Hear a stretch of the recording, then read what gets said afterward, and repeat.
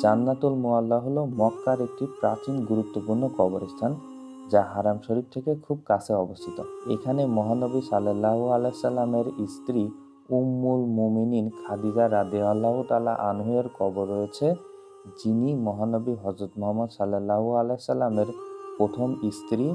দুঃসময়ে ও শুরুতে তাকে সহায়তা করেছিলেন।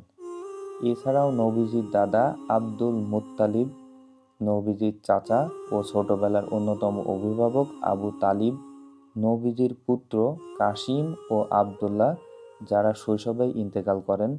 এছাড়া অনেক সাহাবী ও মক্কার উল্লেখযোগ্য ব্যক্তিবর্গের কবর রয়েছে। 1945 সালে সৌদি আরবের আধুনিকরণ আন্দোলন হিসেবে কবরগুলোর উপর থেকে গম্বুজ ও চিহ্নিত কাঠামোগুলো ধ্বংস করা হয়েছে। এখন কবরগুলো সরলভাবে মাটিতে সমাহিত।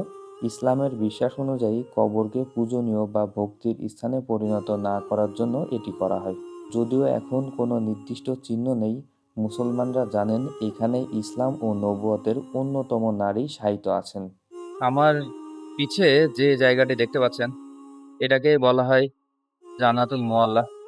এবং হজ যাত্রীরা যারা আগে হজ করতে এসে মারা যেতেন, তাদেরকে এখানেই কবর দেওয়া হতো। এবং মা খাদিজা রাদিয়াল্লাহু তাআলা আনহুকে ঠিক এখানেই কবর দেওয়া হয়। তিনি এখানে শুয়ে আছেন। হজ ও ওমরা পালনে আগত মুসল্লিরা এখানে আসেন এবং কবর জিয়ারত করেন।